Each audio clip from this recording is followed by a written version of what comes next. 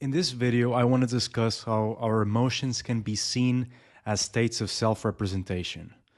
What I mean by this is that emotions can be seen as attempts to merge how we externally perceive a situation and how we perceive ourselves in that situation. So it's an attempt to merge our internal and external perceptions of our own experience.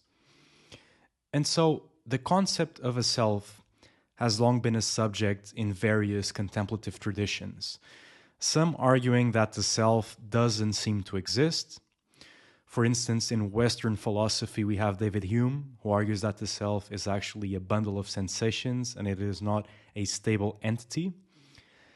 And then we have others who argue that the self does exist, but it is very different than what we seem to think it is. However, regardless of that, of where we stand in this position of there being a self or there not being a self, most of us seem to have a subjective experience that includes the notion of a self. So we tend to feel that what we are, our self, is somewhere in the middle of our head, behind our eyes, and so we normally feel this sensation and classify it as the self, as what we are. And that sensation changes. Sometimes it expands or it contracts. And so, what I'm claiming in this video is that by modulating that sense of self, by expanding that sense of self and contracting it, is one of the ways that emotions modulate our perception of the world that is external to us, and our own internal worlds. And so maybe it's better to get a little bit more specific and try to formulate this idea better.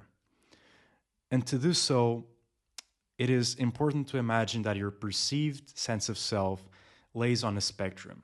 That on one end you have contraction, and on the other end you have expansion.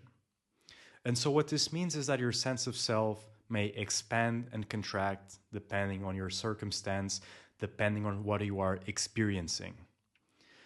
And for some of you listening, it might seem that going from contraction to expansion means that you are moving from a negative state to a more positive state. In terms of psychological experience, that a contracted state is bad and an expansive or expanded state is good. However, this isn't necessarily true. It isn't that much of a linear progression. So, actually moving from a contracted state to an expanded state doesn't necessarily give you direct clues onto the valence of that experience, meaning if it is a positive or negative experience. And later on, I will develop on why this is the case. And so, how can we formulate emotions as states of self-representation? And here I will start with the example of states of contraction. So, for example, if we look at anxiety, sadness, or fear, we tend to experience these states as a contraction of the self. When we feel such emotions, we tend to move inwards, such as a turtle moving into its shell. And so this makes us feel like we are a small entity in a large chaotic world. And so by doing so, we feel more separate from the world around us, from the external world. We feel like we are caged in our minds, and to some degree, we experience a form of claustrophobia. And this has some intuitive sense, as what we are likely experiencing is an overload of sensory data or an overload of complexity, and therefore, as an attempt to protect us from the world around us, to protect us from our own experience, our brains try to make the world smaller. However, by making us feel disconnected and alienated, and effectively smaller in contrast with what is going around us, there is a paradoxical nature to this phenomena, which is that our reduced sense of self, meaning that by making us feel like we are smaller in relation to the world around us, What ends up happening sometimes is that the hypervigilance associated with these states of anxiety and fear make us more aware of our own selves. So it makes us more aware of our smaller sense of self. And so, although our sense of self is actually becoming smaller, we are more aware of it. And so, because of this, of feeling like we are smaller agents in the world and we are living in a chaotic, random, and unpredictable world, we actually have a reduction in our complexity threshold, meaning we have a reduction in our ability to deal and manage complexity. If we now look at states of expansion, which now I'm going to develop a little bit more why states of expansion, of the expansion of the self, aren't always necessarily embedded in a positive experience, and why we need a dialectical approach to judging such experiences, we first can consider the cases of what meditation practitioners often call the expanded states of self or self-transcendence, or a peak into no self, which is another term used in contemplative circles. Or let's just maybe summarize this as the state of feeling like you become one with that which is around you, where the layers that serve as boundaries of self-definition seem to evaporate, and you feel one with nature. Generally, we consider this to be a very positive state. You feel like you are grounded in the world around you. You feel like you are the world around you, and that is often associated with very positive psychological outcomes. However, that same process of becoming less constrained and self-defined can be embedded in a completely different affective framework, which goes by the name of depersonalization. Here, the person feels destabilized and with a fragmented sense of self. And here there is some literature which points to this idea, which has been done namely by Dr. Willoughby Britton, who has shown that in some instances, people after participating in prolonged bouts of meditation may experience depersonalization or derealization and feel like their sense of self is fragmented. They lose this self-definition and they effectively become lost in their own experience of themselves. Normally, these situations happen when someone has extensive trauma or has bottled up emotions and they spend a lot of time in isolation, focusing on their internal experience.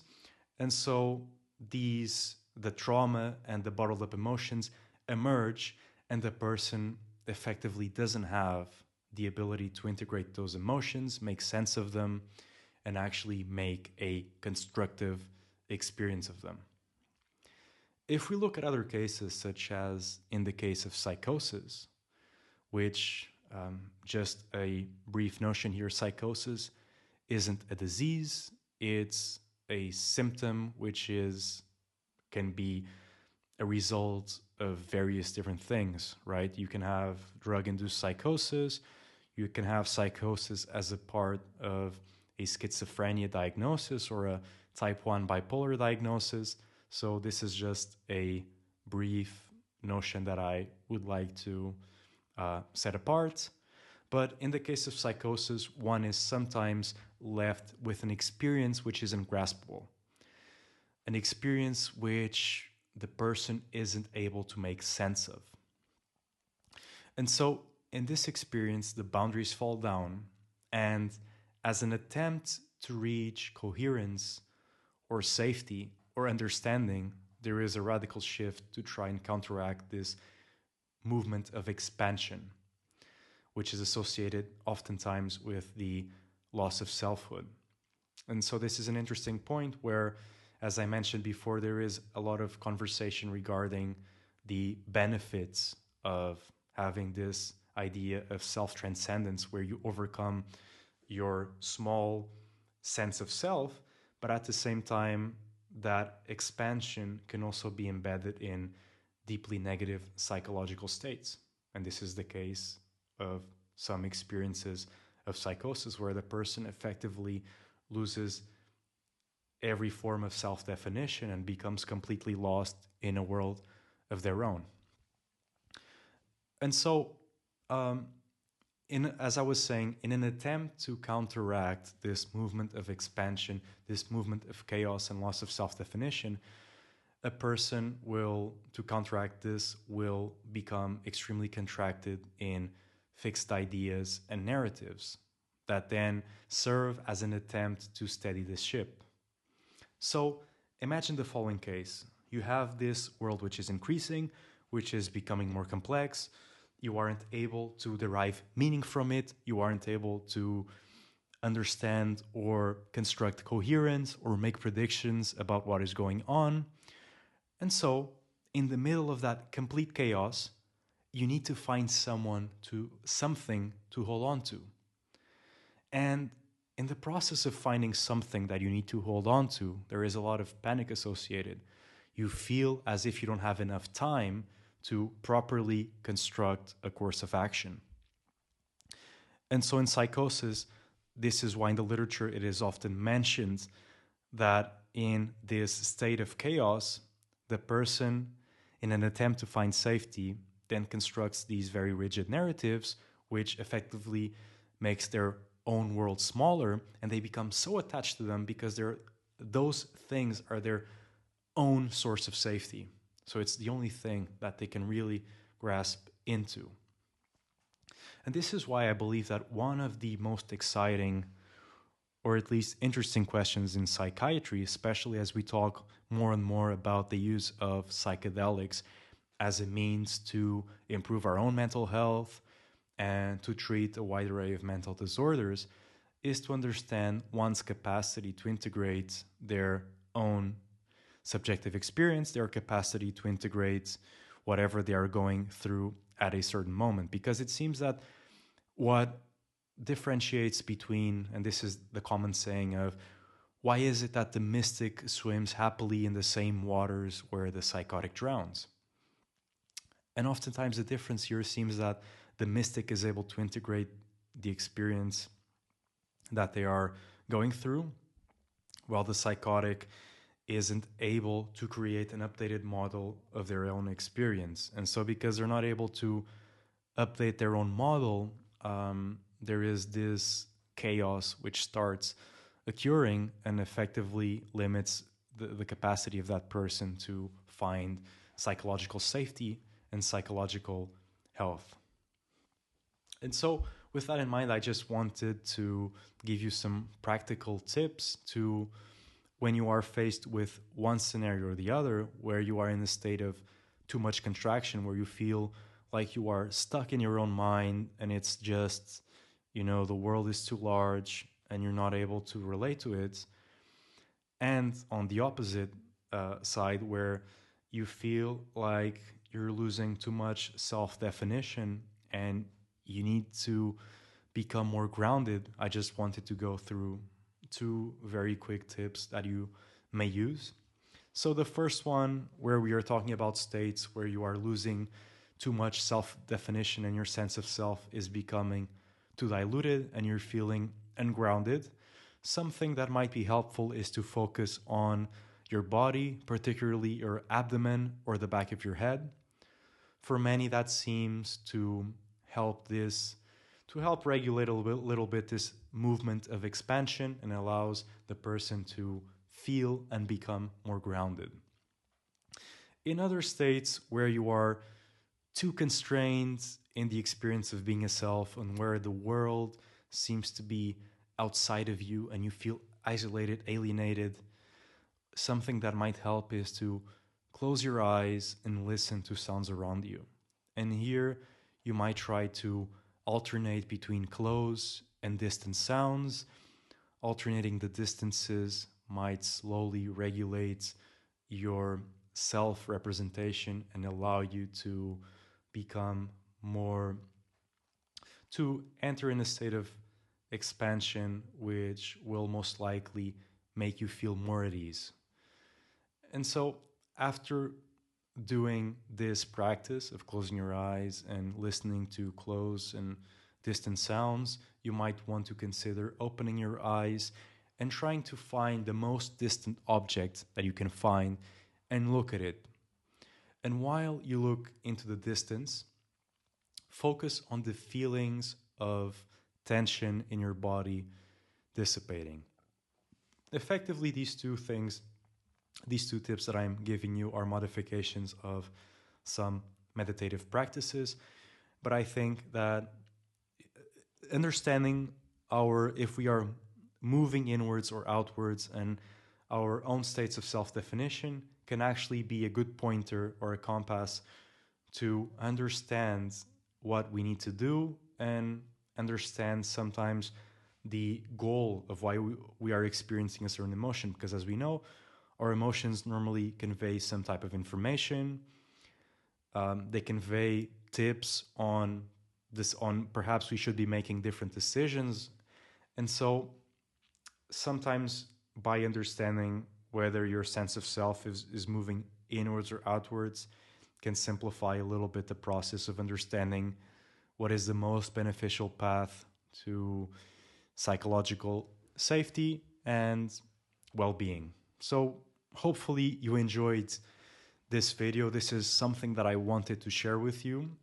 And let me know in the comments if you found this useful and what do you think about this idea of emotions being can essentially be formulated as states of self-representation. So thank you very much for watching this video. If you enjoyed it, please leave a like and subscribe.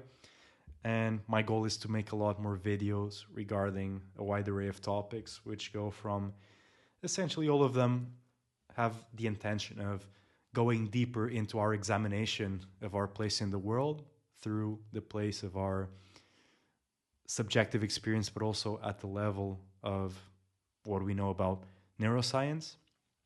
So thank you very much once again for watching the video and stay tuned for more.